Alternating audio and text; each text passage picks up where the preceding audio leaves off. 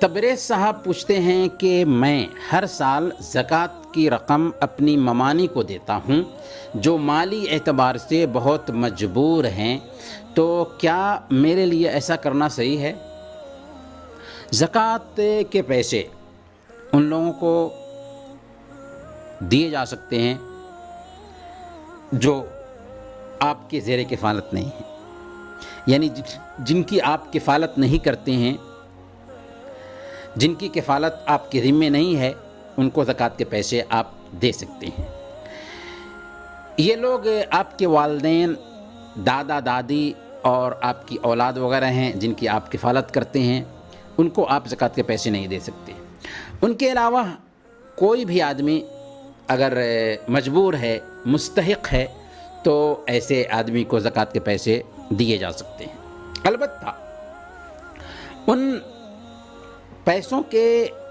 زیادہ حقدار ہمارے غریب رشتہ دار ہیں۔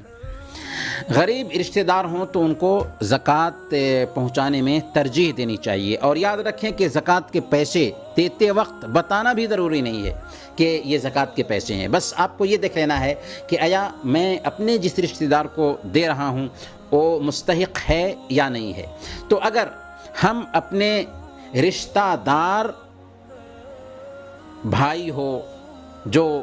ہماری کفالت میں نہیں ہے، ہماری بہنیں ہیں جو شادی شدہ ہیں اور وہ محتاج ہیں، ان کو دینا چاہ رہے ہیں، خالہ ہے،